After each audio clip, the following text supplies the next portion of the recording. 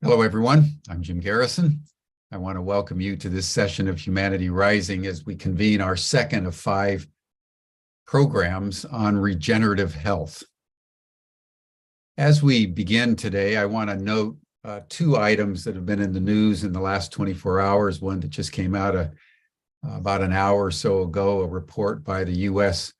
Surgeon General Vivek Murthy saying that loneliness in the United States has reached epidemic proportions, and that the feeling of isolation on the part of an increasing number of Americans is as bad for your health as smoking cigarettes. We all know about the dangers and the carcinogenic effects of smoking tobacco. Just consider that the feeling of loneliness has the same corrosive effect. It contributes to increased heart attacks, to depression, anxiety, domestic violence and abuse, drug use, crime, and it is getting sufficiently dangerous now in the United States that the Surgeon General is calling to our attention this grave issue. I raise it because this is not unique to the United States. It's prevalent and in epidemic proportions in Europe and also in Asia. You've probably read about the young men in Japan, Korea, China, predominantly young men who don't even go out of their rooms by the hundreds of thousands. Young men, perfectly healthy in their late teens, early 20s, that don't refuse to leave their rooms. And a few months ago, the Japanese government started to offer the young men $500 to just go out of their rooms and begin to socialize. They've even developed cadres of young women under supervision, of course, just to befriend them. That's the level of isolation and loneliness that is sweeping the globe. And one of the reasons why young people are engaging in so much self-harm. And so one of the statistics that the Surgeon General brought up, which again is replicated around the world, is that isolation is sort of coterminous to the breakdown in trust. The statistic in the United States is that in the 1970s, the statistics, the polling showed that upwards of 45–50% of all Americans trusted the government, they trusted their neighbors, and they generally had a trust in the prevailing institutions that govern social affairs in the United States. That trust level has plummeted to under 30%. And since the advent of the iPhone in 2007 and the advent of Facebook and social media in 2007, just about 15 years ago, the time that people are spending alone has gone up proportionally to the breakdown in trust. And we all know from decades of research that the most effective way to break a person down is not torture, it's isolation. So the more isolated people are, the more their health, both in terms of their mental and psychic, emotional health, begins to break down. So the subject that we're talking about today and this week could not be more important. Another fact that is challenging us in an unprecedented way was brought into stark relief by Geoffrey Hinton, one of the godfathers of artificial intelligence, who just very dramatically resigned from Google yesterday. And he said he was resigning to call attention to the increasing dangers of AI. So while on the one hand, we're becoming more and more isolated, more and more alienated, more and more hopeless and helpless in terms of reacting creatively to maintain our capacity to navigate an increasingly hyper-complex world. The machines that we are creating are about ready to take over the world. And one of the contributing factors of the isolation is social media, which increasingly is governed by artificial intelligence. All those algorithms that determine what you're going to watch next and what's going to be fed to you on YouTube are all algorithms. And Geoffrey Hinton made two basic points that I think are worth us contemplating as we consider matters like regenerative health. One is, he said, we're about ready to cross the threshold where the machines are more intelligent than humans, more capacious than the human brain, and more able to develop capacities and an intelligence that so far supersede human capacity as to be unmanageable. He said, just imagine a world where you have 10,000 people and everything that one individual learns, everybody else learns instantaneously. Just think about that for a moment.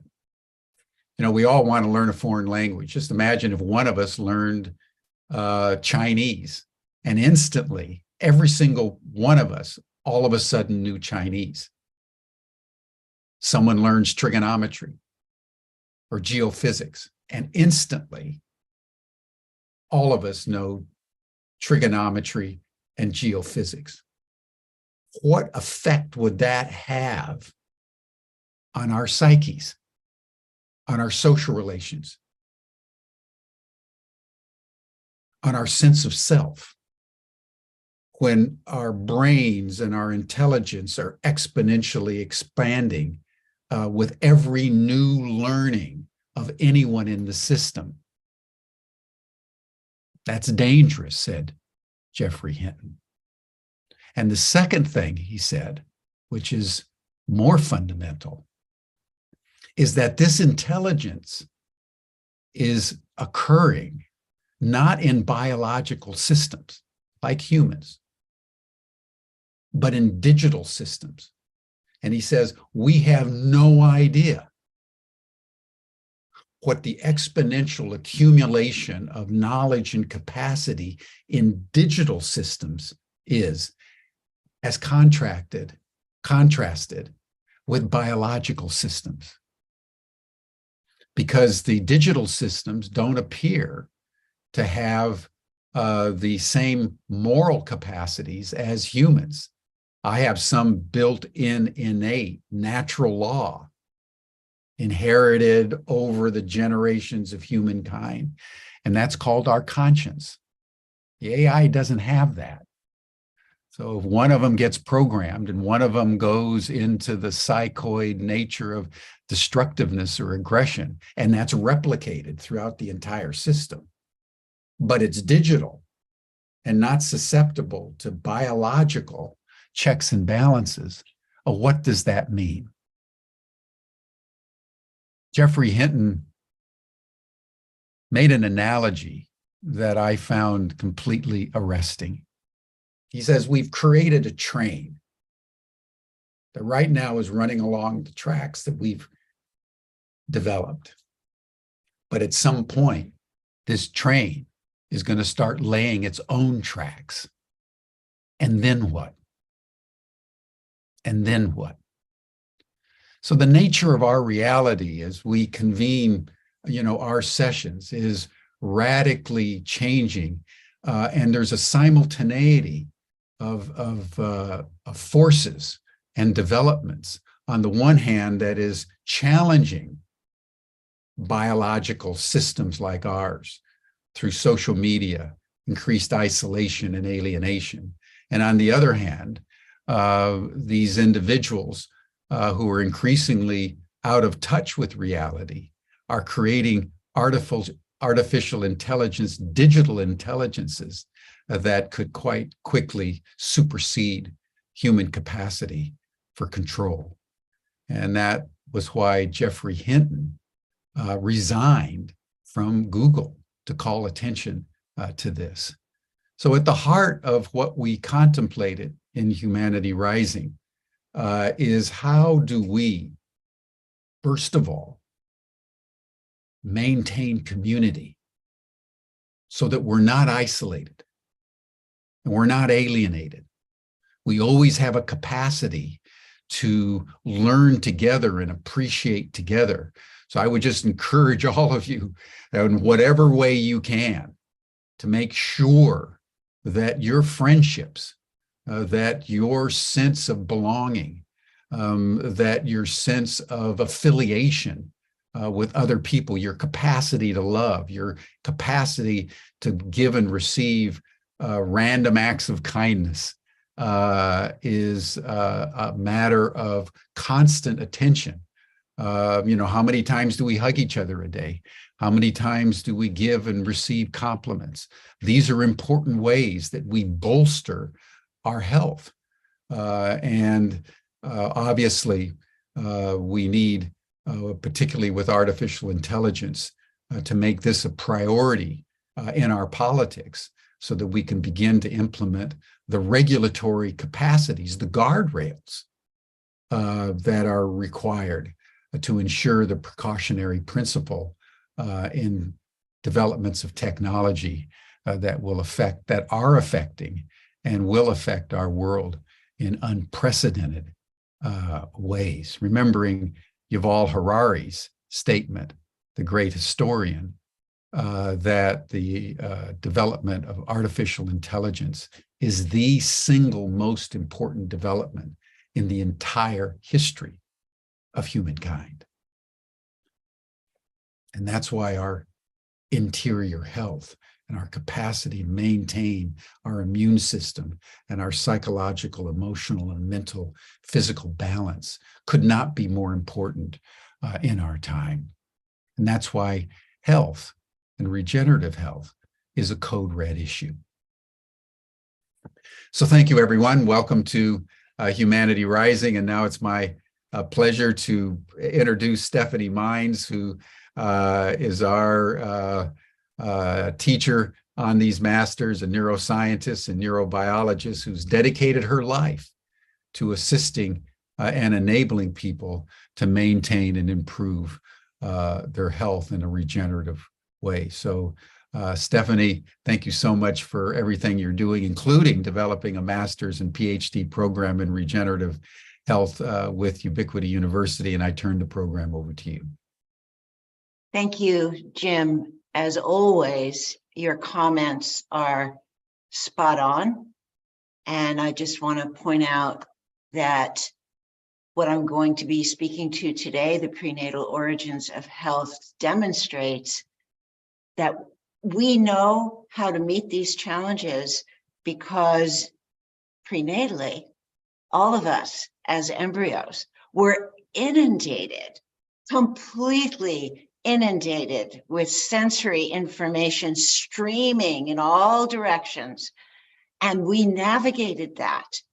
We oriented from within ourselves and found creative solutions. And we can remember that capacity. And that's what I call original brilliance. Thank you. Thank you. Beautiful, painful, but beautiful lead in to day 2, Regenerative Health, the Rivers of Splendor. Those of you who saw that title may have wondered what it referenced. I'm going to tell you about that today. And I want to welcome everyone into this opportunity to experience regenerative health. And those of you who are here for the first time will meet the faculty. I want to bring them in, my beautiful colleagues, Stella Osirojos Eisenstein and Spring Cheng, who have done me the great honor of joining with me in launching this innovative program. And those of you who are not particularly interested in an advanced degree in regenerative health, I want you to know that what we have to offer you here are incredible opportunities to do exactly what Jim is talking about, which is to embody your creativity, embody the trust that is being stripped away from people as they fall into this slough, this despair, this disconnection from Earth and from each other, and that there are skills that you can cultivate within yourselves that can make you regenerative health practitioners, whether you have a degree or not. The degree serves some very practical purposes. It's also truly a path of evolving consciousness. But having the degree is not the necessary motivation. So please tell others to join this week, because you will learn how to stimulate regenerative health and true connection with others through these practices.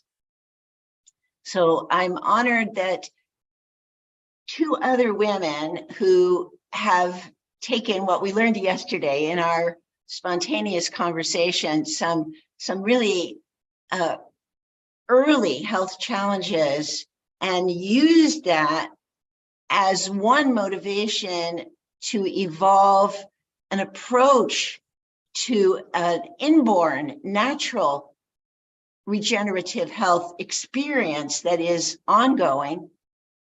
And then what all of us have experienced is how that accumulates to an order of magnitude that we have to share it with others, and we develop ways to do that. So that's the beauty of what the three of us have done. Stella through her resonant attention, Spring through the resonance path, and you'll be learning deeply over the coming days about each of these paradigms. Today, I will dive deeply into the prenatal origins of health, which is a core aspect of the regenerative model.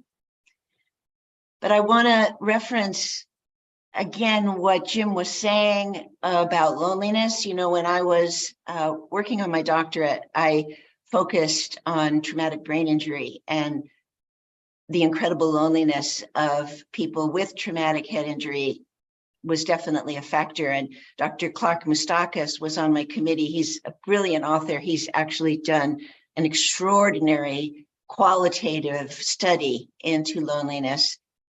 The book is Loneliness. It's several years old now, of course, but it's brilliant and wonderful.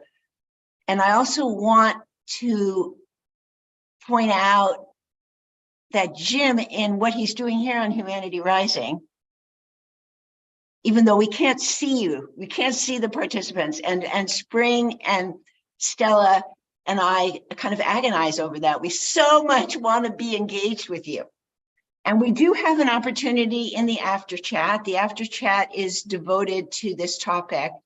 So if you can join us in the after chat, we really want you to, because we want to see you. And hopefully this platform will evolve in time so that that's possible.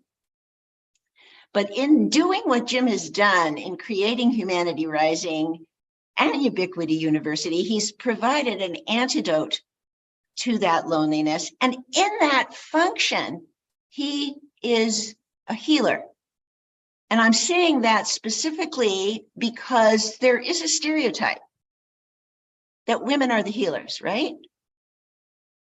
And the men are the kind of quizzical beneficiaries of that, sort of over in the corner, wondering what's going on. And the women are actually delivering the healing. I really want to break down that stereotype. some of the foremost exponents of the Tara approach are two young men. They live down under, so the timing of our programs is such that they can't be with us. They are participating by recording, but I'm just saying that so that I can arouse in the men who are participating, and the men that you know, if you're a woman participating, that this is not a woman exclusive way of life, the healing path. Invite the wonderful, sensitive men in your world who have healing in their heart, who are deeply responsive to these agonizing conditions that are the grist for creating a cadre of regenerative health practitioners at the groundswell level. That's really what this is about. So whether you are interested in an advanced degree that will allow you to be heard more effectively, and an advanced degree process that is highly personalized and deeply meaningful, even if that is not what's on your plate for right now. I should add also that this advanced degree process is personally evolving. You're not learning in this disconnected way, supposedly to go out and do something to other people and act as an authority. That we don't operate that way.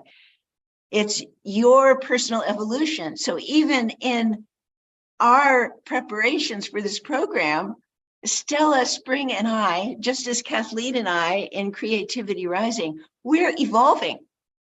I've learned so much just from the process already of just being in conversation with Stella and Spring. So I'm very grateful to the two of you. I'm very grateful to Jim. I'm very grateful to Humanity Rising.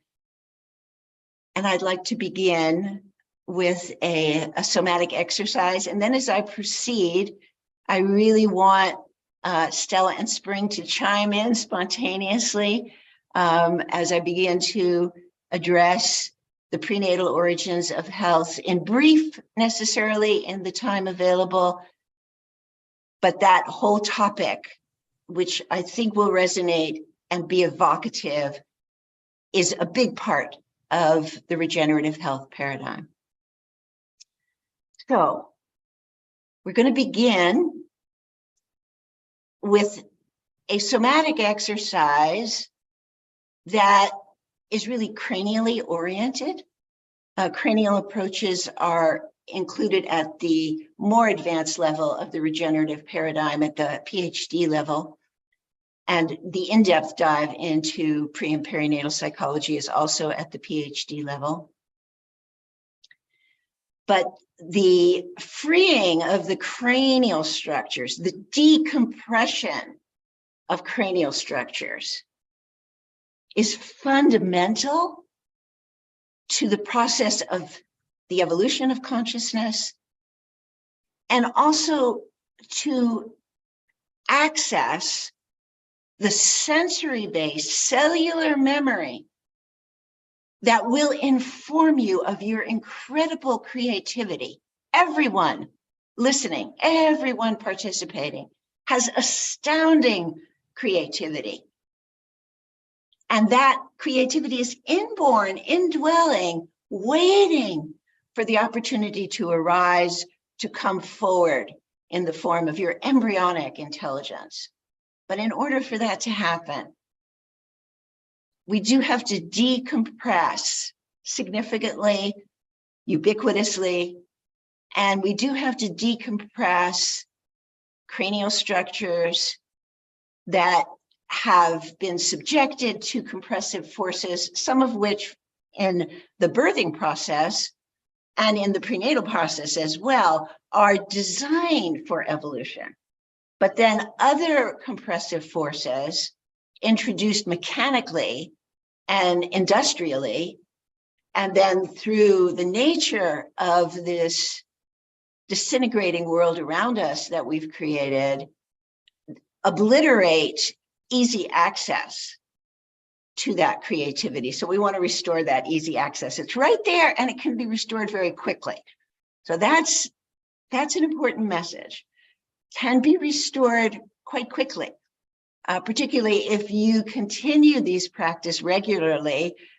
You will find that you evolve more and more and more, and you transcend into a limitless realm any capacity that you thought was possible. So let's begin with that experience. So we're simply going to place the palm of one hand at the occipital ridge. So that's just the back of the head. That's all it is. So as you do that, using either hand, the base of your thumb is going to rest on one outer point of your occiput, your base of your skull. And fingertips are going to land on the other side. So you just want to notice that contact. This is a good time to close your eyes so that you can tune more in to the actual fleshy contact between the base of the thumb and whatever fingertips are on the opposite ledge of your skull base. So softening your joints, dropping into an embodied relationship with your sensory experience, just noting it. And that just noting it is a fundamental interoception, sensory tracking, sensory regulation process accessible to us at any time, and thereby deepening the intimacy between the flesh, the connective tissue of your hand, and the osseous bony structures of your skull base. And as you get comfortable there with that contact, you're going to bring the opposite hand similarly to your forehead. And it is just naturally resting on the frontal bone. So you are in contact with the occiput and the frontal bone. The ledge of your hand is resting right on the ledge of the frontal bone, and your fingertips are at either extremity of that bone. And so all you're going to do now is feel into this contact between your occiput and your frontal bone. And notice how organically your breath deepens, and just enjoy that.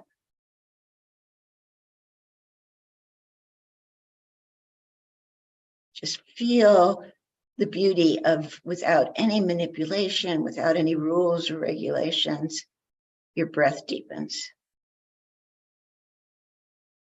And as your breath deepens, just allow your occiput to rest a little bit more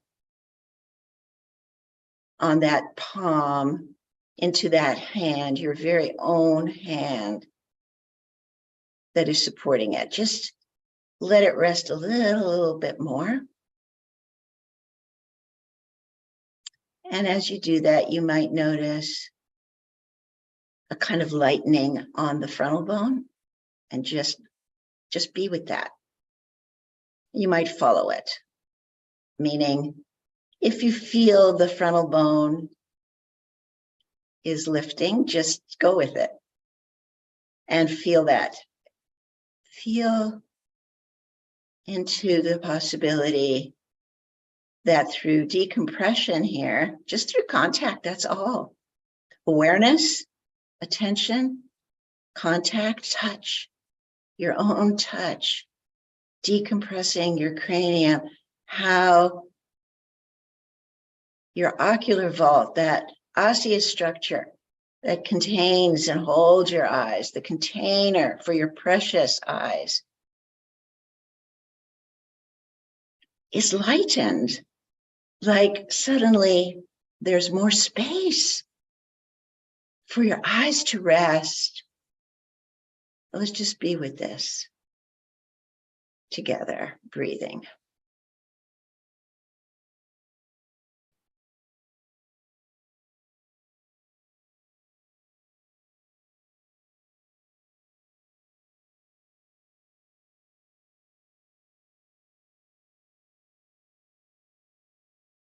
And whenever you're ready, just to seal this, bring the palms of your hands together so that the flesh of one hand befriends the flesh of the other hand. And all the pads of the fingers are intimate with each other. And I'm bringing this Inju or mudra to the level of my cranium, because that's where the decompression is continuing. Jaw decompressing, sinuses decompressing, neck extending just by itself, not through any manipulation at all, inviting decompression, unfolding into original brilliance.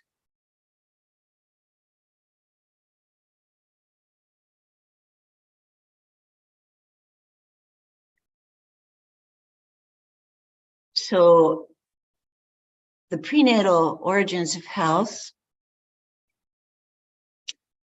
allow us to consider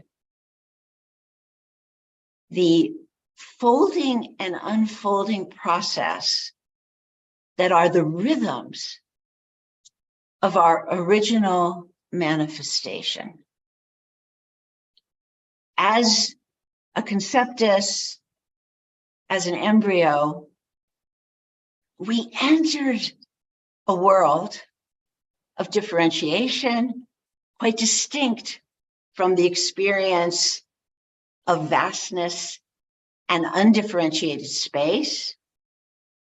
We enter a world in which we have form, in which we have container, and that inundates us with every conceivable kind of information, just as Jim was talking about being flooded by information, but with the moral compass, with the soul purpose that is inborn and that is informing every response to that sensory inundation. And that sensory inundation is space, is color, is smell, is shape, is shade, is light, is energy as bioelectricity coming towards us, coming into us full of genetic and epigenetic material that we absorb instantaneously, just as Jim was describing. That possibility that has produced AI exists in us. That's how AI could exist. We have that capacity, but we have it with the moral compass. We have it with that initiation into our oneness with that environment. There is oneness with that environment. And let me assure you, because you're here, this is true because you're here, that you moved in response to that inundation. You moved. Even if that movement was infinitesimal, you moved and you kept moving throughout the astounding evolution of your being. All of us have been on this Odyssean voyage out of our passion to be here at this time now, to meet an environment that replicates the magnitude of that sensory inundation, but with so many other permutations and an exaggeration of the challenges and losses and victories that we experienced. All of the resources that we generated from within ourselves. I want to emphasize this. The embryo drives its own creation. It impregnates itself. We impregnate ourselves. We impregnate ourselves into the earthy territory that we long to connect with when we implant in our mother's womb. The capacity to do that, to implant in our mother's womb and signal to her, and thereby to the whole world, that we know vastly all the permutations of that world, every aspect, human and non-human, past, present, future. We know it all in utero. And we signal to our mothers as a signal to the whole world that we are there. We elicit the hormones that make that possible from within the embryo, from within us. We evoke from within ourselves human chorionic gonadotrophin, this incredible hormonal situation that signals awareness.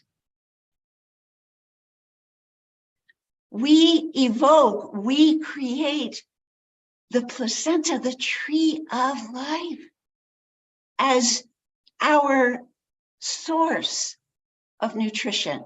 And all the conditions in the world have their impact on all of those experiences and are known to us and accessible to us.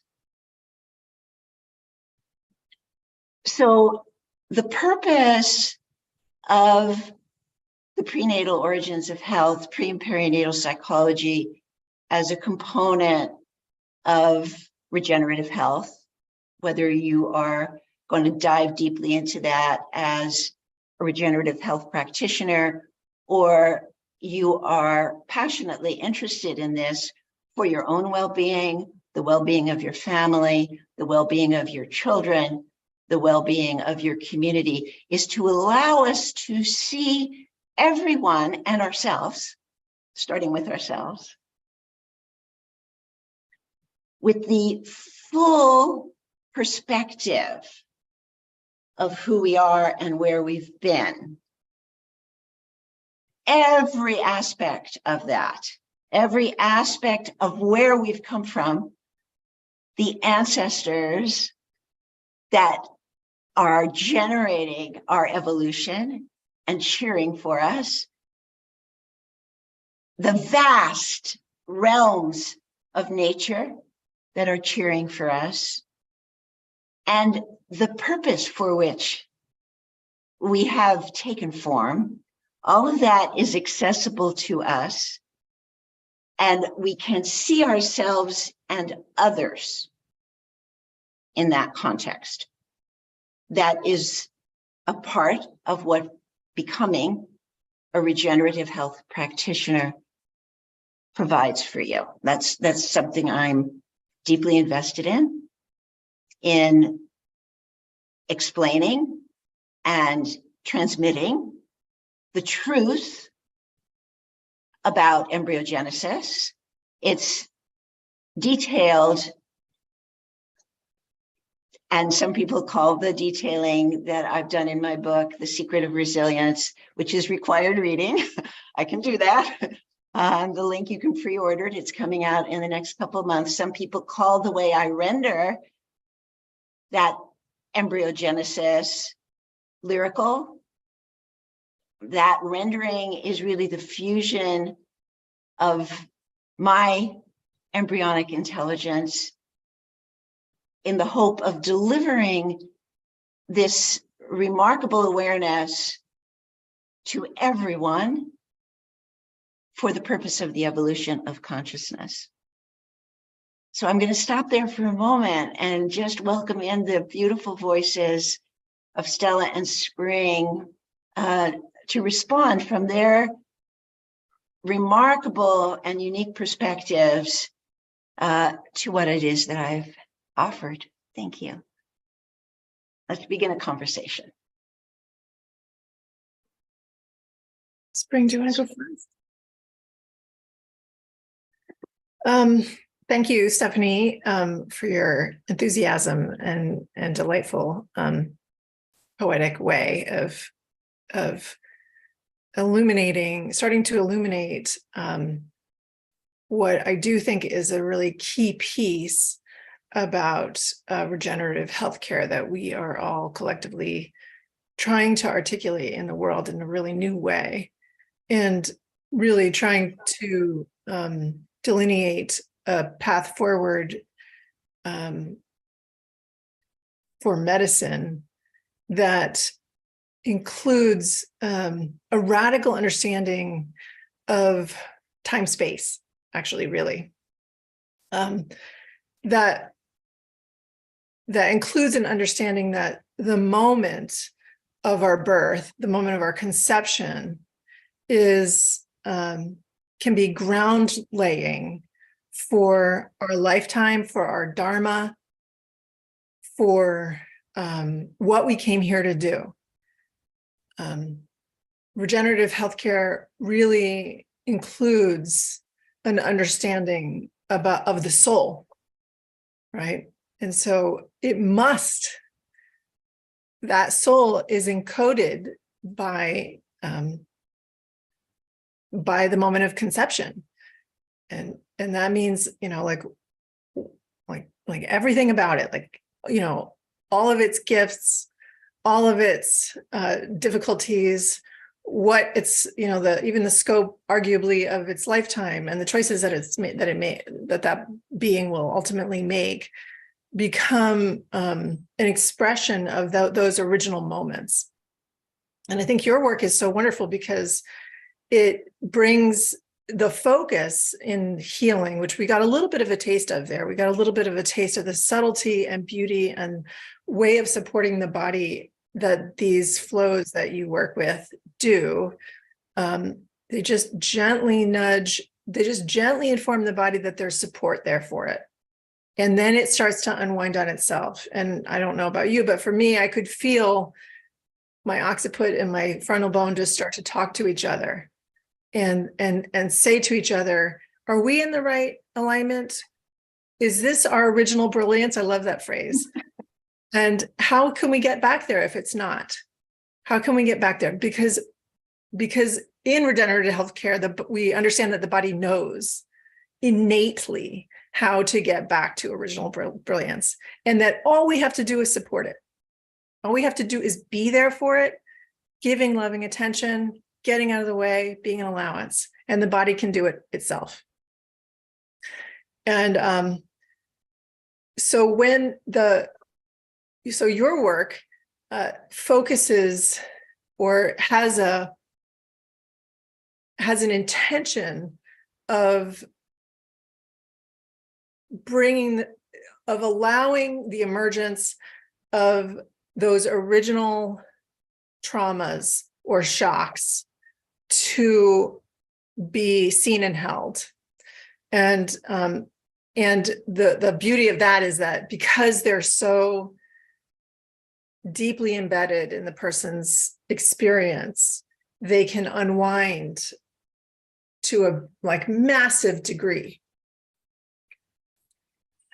My work is a little bit different, actually. I feel like I work with the body to set it up so that it can get to those moments, the prenatal or perinatal moments. We sort of chip away, and then the body, of its own accord, will say, yeah, let's go and do that deep work. And they're both valid methodologies. Neither is better. It's just that when you go to Stephanie, you get that, and when you go to me, you get slightly different version of basically the Well, same. I'd like to speak to that for a moment, if I could, because that's a very important statement that you're making. So Stella and I both have relationships with Dr. Yvonne Farrell, who is, I would say, from my standpoint, the premier expert on the Extraordinary Meridians. And here's my segue to doing what I said I would do, which is to tell you why this series is called the Rivers of Splendor. So the Rivers of Splendor is the name that I derived for the Extraordinary Meridians. And these are channels which you, in the exercises we did yesterday and the exercise that we just did together, you, everybody who did the exercises with us, you have already stimulated those channels, the Rivers of Splendor. These are the 8 extraordinary meridians that are used in various forms of acupuncture to varying degrees. Some people don't use them much at all. Yvonne Farrell is an expert, and she wrote a book called Psychic Emotional Energy and the 8 Extraordinary Vessels, which is a great resource. It's oriented towards acupuncturists, but if you're not an acupuncturist, you can read around those treatment designs and get enormous benefit from that book. And in consultation with her, she applauded my term Rivers of Splendor. So these channels are the channels that we access through the hands-on component that you will learn in this program of regenerative health. And these channels, vessels, tributaries, have been microscopically detected and clinically tested in research by Dr. Kim Bonghan. So we know these channels actually exist. They're fluid-containing channels that move alongside organs. The key piece is that they develop prenatally and therefore are the wellspring for postnatal development. So there's a lot more to be said about that, obviously not here and now, but in the program, and that is why we called it the Rivers of Splendor. Oh, beautiful. So I want to say to Stella's comment, you know, that about setting the body up. I think that's such an important addition there. I've created a way of doing that as well. And all of us have. I would say the 3 of us all together have a contribution to make to that preparation, which is significant. When you access that material, it's a significant shift. It is phenomenally reorganizing and can be difficult. So prenatal life is fraught with challenges. It's innate in the process. It's designed to be that way. So yes, it's trauma informed, and trauma and shock can occur to various degrees, but the whole experience is designed to shape us, to get our movement response. And when we recover that and understand all the permutations around that, it allows us to use that experience to great benefit. I'd love to hear Spring's take on this as an Indigenous Taoist. So both Stella and Spring are acupuncturists, for those who don't know. And Spring, an Indigenous Taoist, I'd love to hear your perspective on what I've been sharing. Yeah, I want to make sure, Stella, did you finish your comments? I mean, I could add more, but I'm happy to hear what you have to add first and then come in later. Okay, thank you. Yeah, thank you. I just want to respond a little bit to my experience in this session so far. Well, first, I just want to say this exercise, somatic exercise, it's how interesting that how, Jim talked about AI at the beginning. Our attention in our modern day is so much entrained at looking outside. And even when we are doing program like this, but the moment when we are turn our attention inward, inside, there's such a significant shift that happened, this deep sense and alignment and spaciousness. And simultaneously, I would feel how much of a strain it has been, because I've been working on computer a lot, that has been lodged in my body that I wasn't aware of. If I don't make space to tend to those, then those will be blockage that I lug around that eventually that's blocking those are the blockage that block me to access from those creativity that Stephanie talked about. And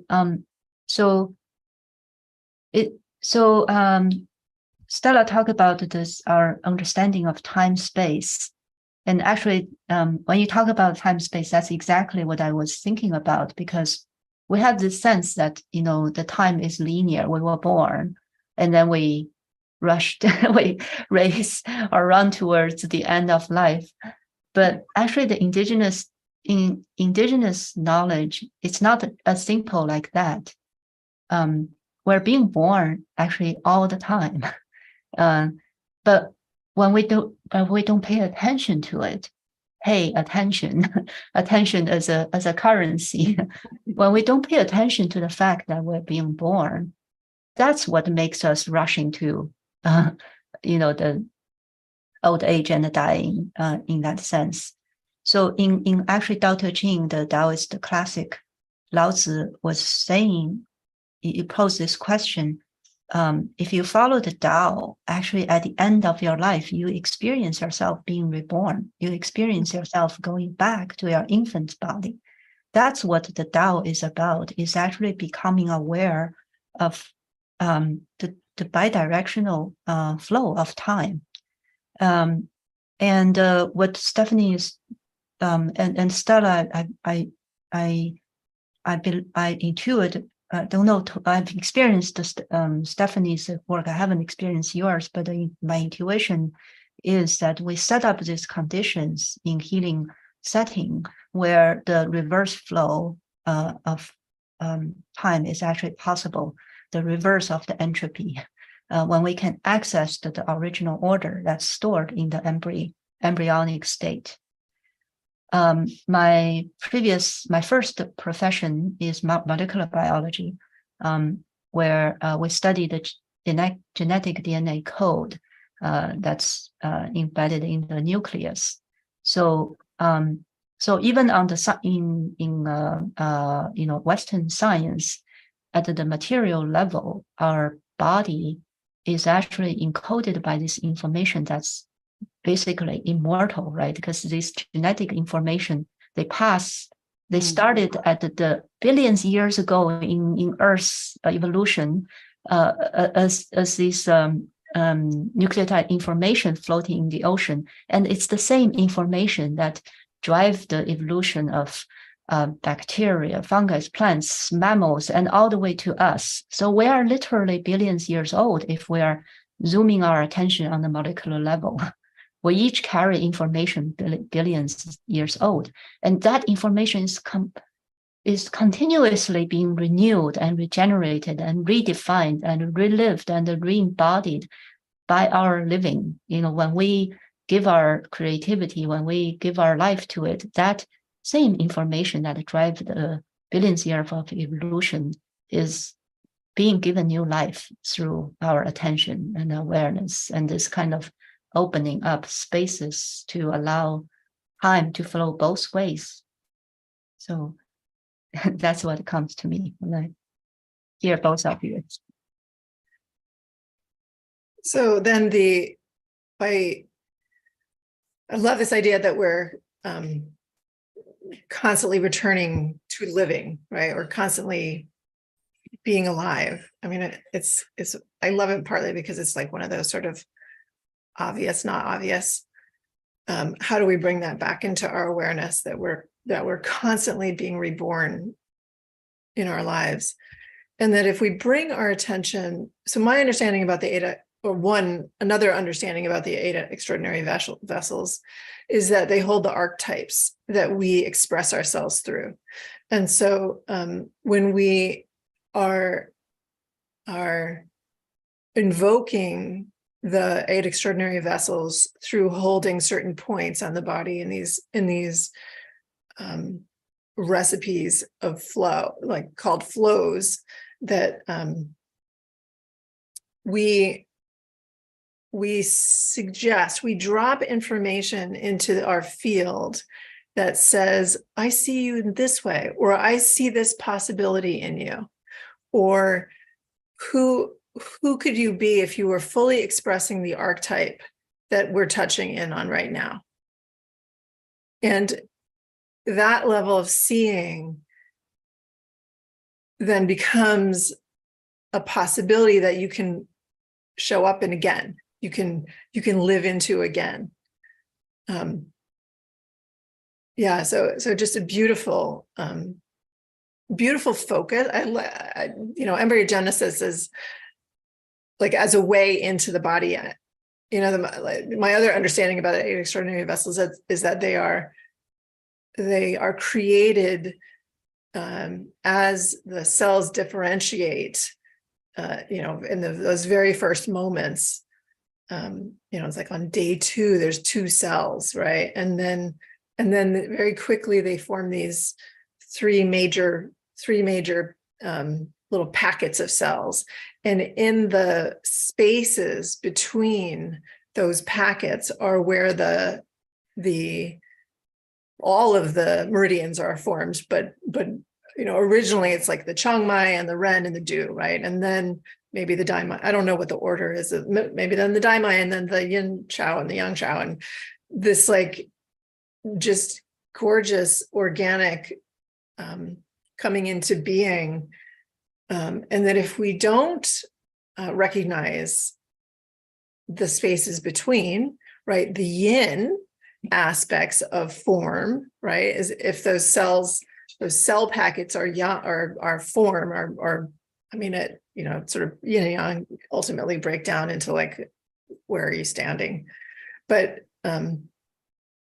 like the spaces between, like to evoke those as a beingness is, I think, ultimately at the core of what we're doing in regenerative healthcare, where we're saying, hold up, people, there's a whole yin aspect of healthcare that we have been ignoring, heretofore, and got to change that.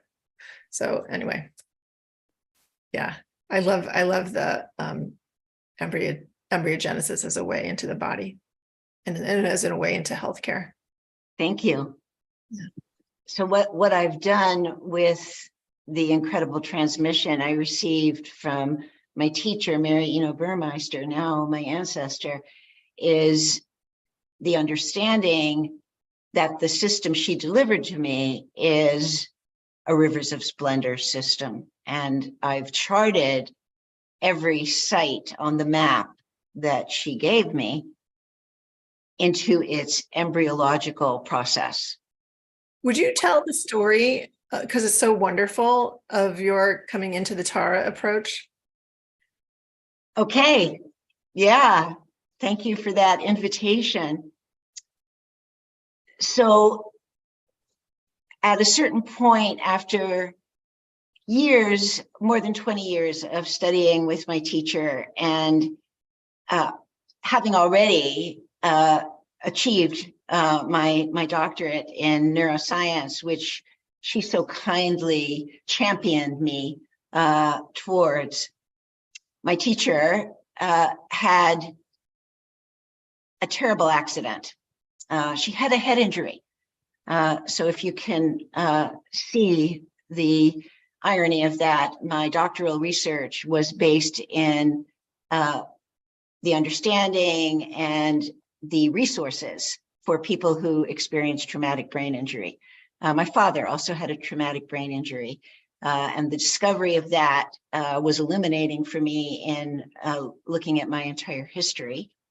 And then my teacher had a traumatic brain injury, and basically I lost her at that time, because she lost her memory.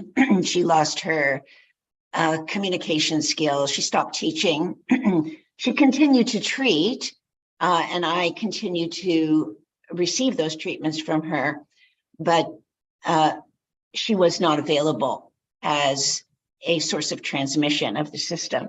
And I had always been just profoundly curious about the system and its origins, and I had mapped it, compared it to acupuncture meridians, you know, just did everything I could, read everything I could, researched everything I could in order to understand why was there this difference between the map and the flows, what Stella is describing to you, these combinations. You've already experienced it, everyone who's been on this program, and you'll experience more of it. And it is a part of the Regenerative Health program, which is a way to combine these sites on the body for the purpose that Stella so beautifully described of regenerating from that yin place. So the difference between the way I access those sites and the way an acupuncturist would is that I'm not using needles. So because of using the hands and not being manipulative, we use a yin approach that is actually more evocative of this very powerful information, which from a needling standpoint, as Yvonne Farrell describes, could be contraindicated for many people, and contraindicated for children, for instance, whereas it's not contraindicated if you're using touch. So I was just doing everything I could. My teacher, Mary, was not familiar with the extraordinary vessel. She comes from a different orientation, so that didn't compute. She didn't know about it. And so she wasn't a resource, but with her accident, she was even less of a resource to inquire and get suggestions from. And I was really distraught at a very visceral level. And I had volumes and volumes and volumes of notes and notebooks that were my accumulated research, my notes from my teacher, which were quite detailed because I had taken them all in shorthand. So I had enormous detail because I'm trained to be a secretary, right?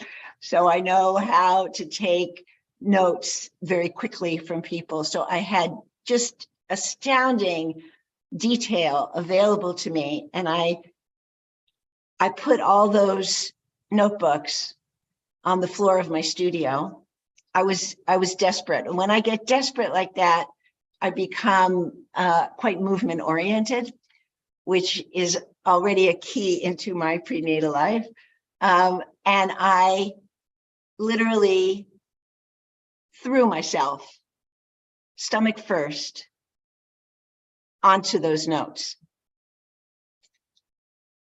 and just lay there on top of my notes, sprawled on my stomach, arms akimbo. I just lay there and breathed them in. And when I came out of that, I knew these were the Rivers of Splendor, that was the source. And it took many years after that because given my own traumatic history, of course, I didn't really trust that. I mean, I felt it in my body, so I should have trusted it. Going back to the trust message, earth element, trust. So I had to get validation. And that need for validation is what ultimately led me to Yvonne Farrell. Other people, Dr. Bob Flaws, a brilliant acupuncture, he had already validated me, but it wasn't enough. And Yvonne Farrell turned the trick in her, after reading her book and her validating me and validating why the flows were somewhat different from the mapped, commonly accepted extraordinary vessels, somewhat different, very similar, but some variation. Of course, there's some variation, you know. So she validated it, and now it's been validated many times over. So thank you for asking. It's a very somatic story. So in that way, all aspects, I think, of myself come together really in this delivery. So I feel moved to talk to the trauma-informed component of the prenatal origins of health as I address it in the regenerative health paradigm, which is by using a template that I've created, quite a simple template called the Rediscovery Journey. We are not able to demonstrate that in this context because of the fact that we can't see our audiences. I can see you, I feel sometimes, but it's not completely clear. So just everybody out there know that Spring and Stella and I are really speaking directly to you and that we want the direct connection with you. So please come to the after chat. The link will be posted. It has been posted already many times in the chat, and is also, when you receive your invitation to join, the after chat link is there as well. So you do have to go into another room in order to come into the after chat, but we welcome you there. We want to engage with you. It's quite meaningful for us to have a direct contact with you. Definitely if you are interested in the MA PhD program, but that's not the requirement for coming to the after chat. We are definitely here to propagate attendance. That is just a no-brainer. We want you to enroll in the program, but we are interested in your evolution. That's why we've created what we've created. If we were trying to market something, you know, in a clever way, it would be on another platform. We want to be on a platform like the one that Jim has created that is authentic, that is sincere, that definitely includes some degree of promotion, but that's not the motive. Promotion is necessary in order to get the word out, but our motive, deepest motive, is the evolution of consciousness and the new story that is possible, that is already happening. It's happening in my body, I can tell you that. And we want to transmit those resources that make that more and more possible for you and for your community. And that's why we want to meet with you, and we want to encourage you to take these practices and these awarenesses into your body. So as we explore, each of us in our own personalized way, the unique configurations of our prenatal unfolding, we encounter the obstacles that we met. Now, these obstacles frequently are not known to our parents. So, you know, we can inquire, you know, what do you know about your prenatal life? I've inquired, I've made that question, and I have an entire questionnaire thousands and thousands and thousands of times. And well more than 50%, probably 75% of the time, people say, I don't know anything about my prenatal life. And that's not true. You know everything, but you don't know how to know. And that is what Stella is referring to when she says setting you up for this investigation. In other words, preparing. So that exercise that we did with the occiput and the frontal bone is one way. That decompression is the one way of preparing. So the challenges that you met prenatally and that shaped you and that are the blueprint for your health and particularly your vulnerabilities is accessible to you through this process that I've created. It's called the Rediscovery Journey. You can learn about it and be trained in it. It is highly accessible, gentle process. I think that's one of the beauties of what Stella and Spring and I have all created. It's accessible. It's a keynote for regenerative health. Anybody drawn to it, anybody interested can do it. So the Rediscovery Journey is not just for psychotherapists or psychiatrists or people with, you know, certain kinds of training. It's available to everyone. And that very gentle process opens you to some of the holograms, the moments in your prenatal life that spawned particular patterns of health vulnerability. And when I speak of health, I'm of course speaking holistically. It's not just physiologically, it's not just structurally, though that is all there.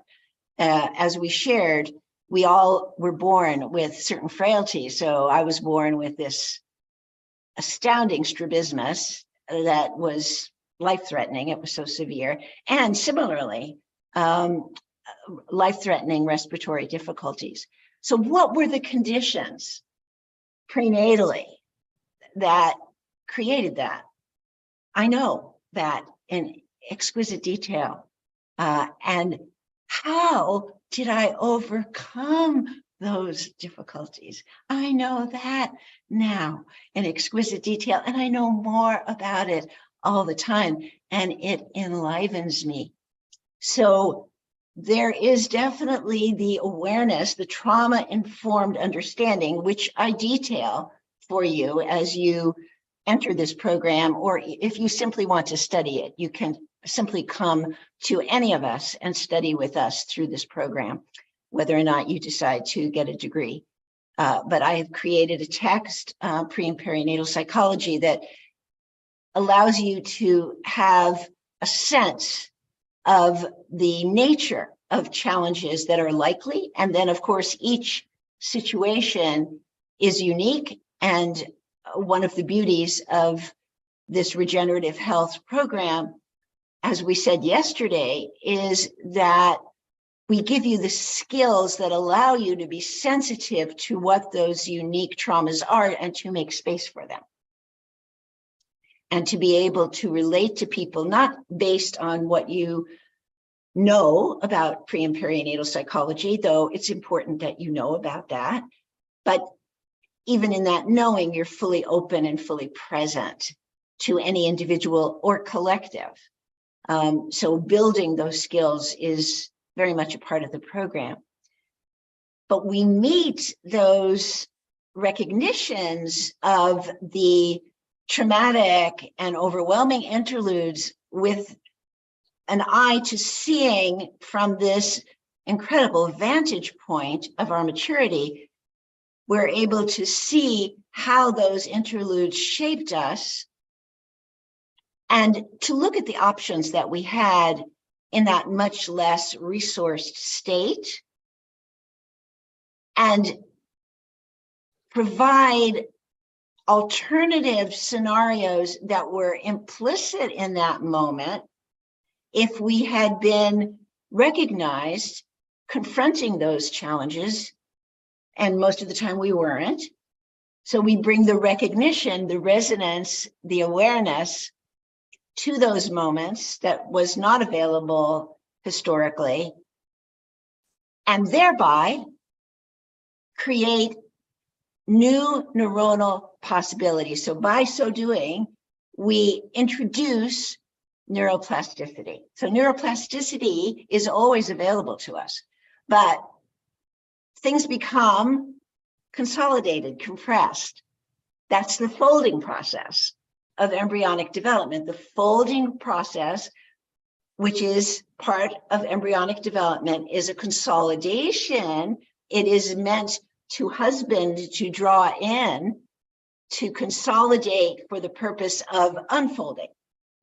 But we get stuck in the folded position when those traumatic interludes are not offered further options.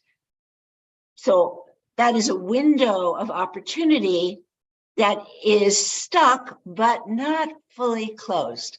Very important to recognize that there is space, even if the space is small. And I'll segue with a very short, I'll try to make it short story that illustrates that exquisitely. So my younger daughter was born with what was diagnosed as craniosynostosis, which is a premature fusing of the cranial sutures.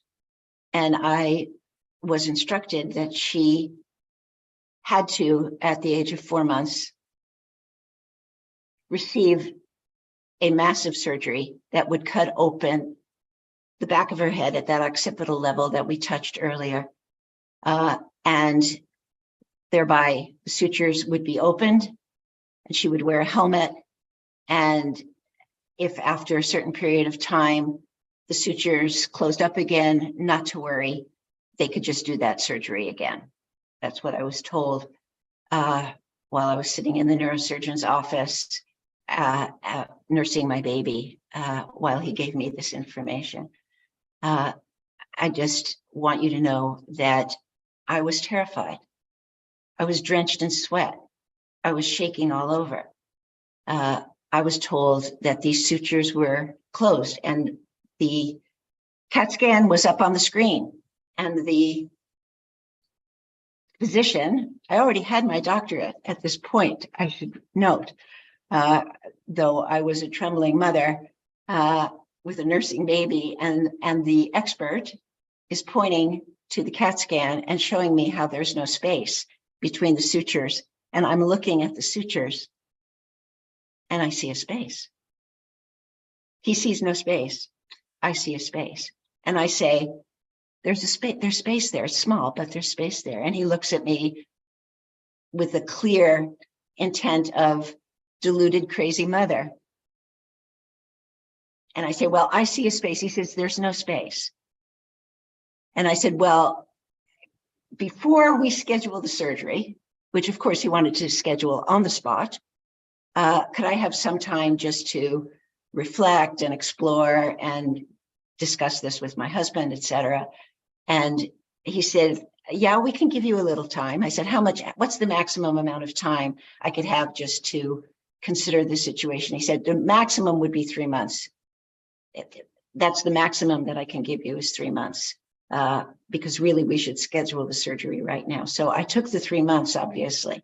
And in that 3 months, I conferred with my teacher, Mary Burmeister, thank God. This was prior to her accident.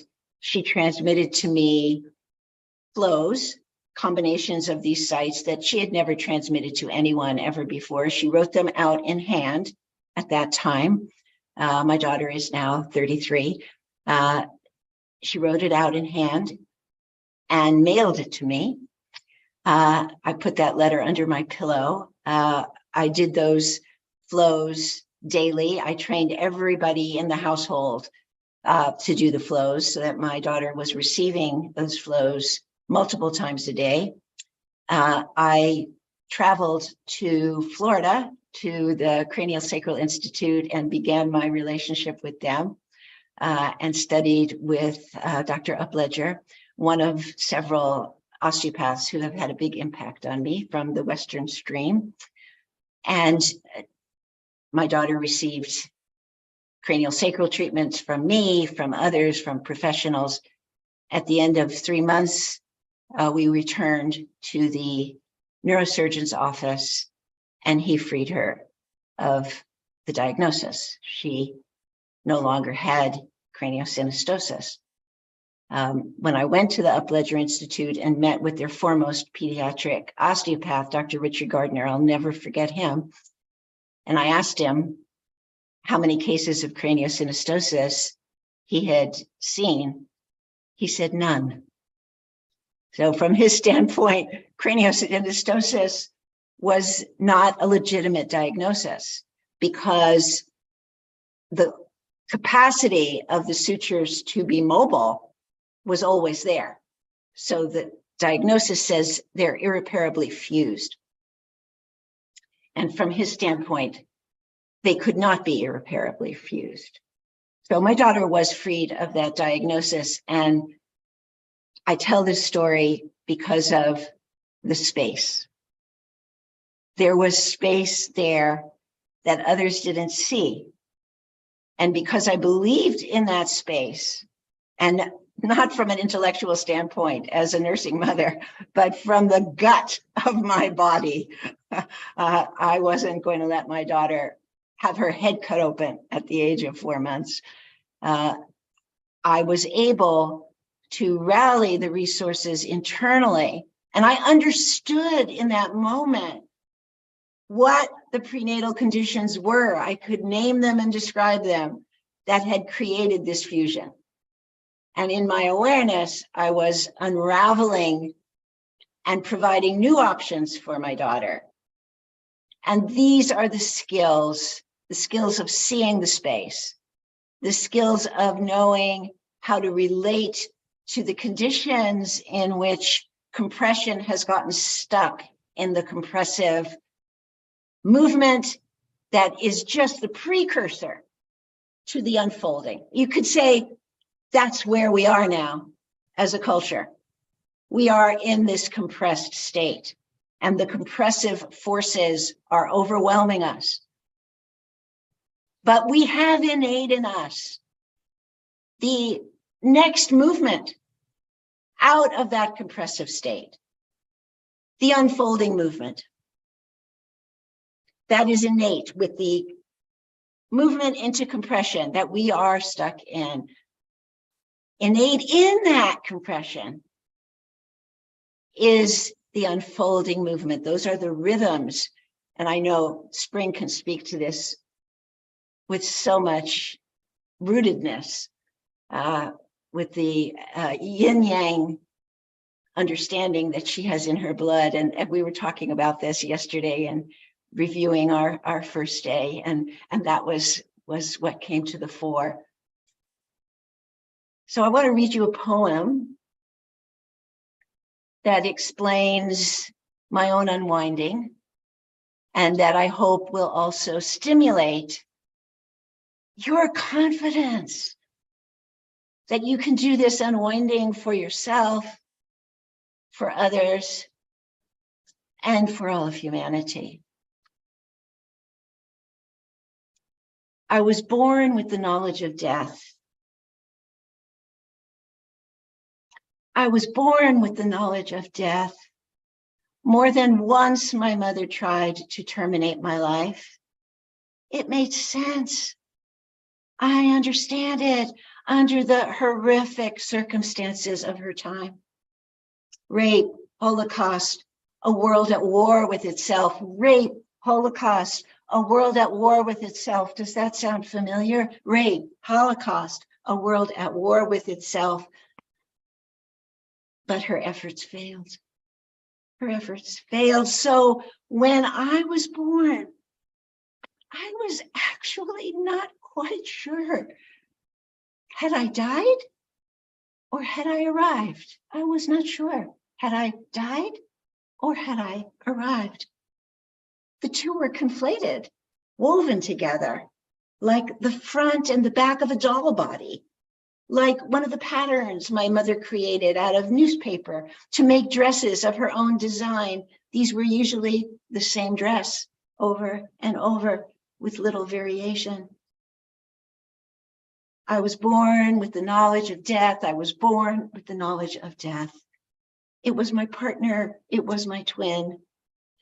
This gave me a kind of liberating wisdom, a daring, and a lack of interest in ordinary life. It also imparted attachment, if not obsession, with perseverance and fearlessness. I'm a little obsessed with perseverance and fearlessness, and intrepid disbelief that I am actually here. Am I? So, as I inhabit a world on the brink of extinction, it all seems familiar to me. I know how to fight for life, but I'm not so sure that I know how to live it. Or even if I should enjoy it in the way that all the spiritual bypass pundits insist that I should, with their smiles and bright eyes. I have not yet found the model for true enjoyment, except in my own creative bliss, the spontaneous, unforeseen discoveries that appear out of nowhere. The spontaneous, unforeseen discoveries that appear out of nowhere. Maybe it was that. The spontaneous, unforeseen discoveries that appear out of nowhere. Perhaps it was that which gave me life, the surprise and the gift of it, transcending family and parenthood and coming instead from a parentless, vast domain, inhabited solely and infinitely by creation. Solely and infinitely by creation. That is the resolution in a poem of many forays into the beautiful unfolding from a prenatal life in which my mother, due to circumstances that totally overwhelmed her, tried to abort me. And I come out of that with incredible buoyancy and commitment to life. And truly, I would say, from that was born regenerative health for a climate changing world. So thank you all. We're coming close to our closing point. I'd like to bring Jim in, and I'd love to hear further from Spring and Stella. And I welcome you all to the after chat. The MA PhD program in regenerative health gives you the opportunity to be with the collective intelligence that Spring, Stella, and I bring to this remarkable, innovative, trend-setting program. I'd love to hear from Spring and Stella in terms of their just general response to your story and poem, Stephanie, which was so powerful in your presentation. Any comments as we bring this session to a close? Yeah, I want to just highlight the importance of art and movement and dance and, to regenerative healthcare. The art is the expression of a healed psyche, right? So it's a marker. It becomes a marker of. It can become a marker of where you are. Like how free does your art flow? That can become a marker of your healthcare. And it's certainly one that's been neglected heretofore. So, thank you for that beautiful presentation today. Yeah, thank you. I would actually even go a step beyond to say the process of art is a process of healing. So in a way, there's in our current culture, so a lot of focus is on end product to make a polished piece of something. But in a lot of, actually in the ancient time, the artistic process itself is actually the meaningful and valuable tool for us to access that healing fountain. And just really, I just want to say in Stephanie's story, what I want to highlight is that inborn courage and the spirit and to stand with our own truths. And I think that's really for in our age, in our day and age, when so much of our own well-being and healing has been annexed and corrupted into this authority-based institution, to have that inborn, like people in the chat wrote, we are most intimate authority of our own body and our loved one, and the willingness to stand by our own truths is something nobody can teach. It can only we can create a community to support. We all hold hands and stand in our own truths, but that's something comes from everyone. That's our direct line of connection to the the Mother Earth to her vitality and well-being. So beautifully put. Thank you. It reminds me, both of you are saying in your response with what Aristotle said about art, that true art, he said, was an imitation of nature and the alignment of the human soul with the natural order of things. And that's why nature is so beautiful. And that's why beauty is so motivating. And as you were reciting your poem, Stephanie, the feelings of beauty begin to emerge in the psyche. And I think that's worth bringing in as well. And that's why it's such a healing process, because we're aligning back into the natural order of things. Thank you all so much. And you know what, Stella? Can I just add to that for a second? Sure. Just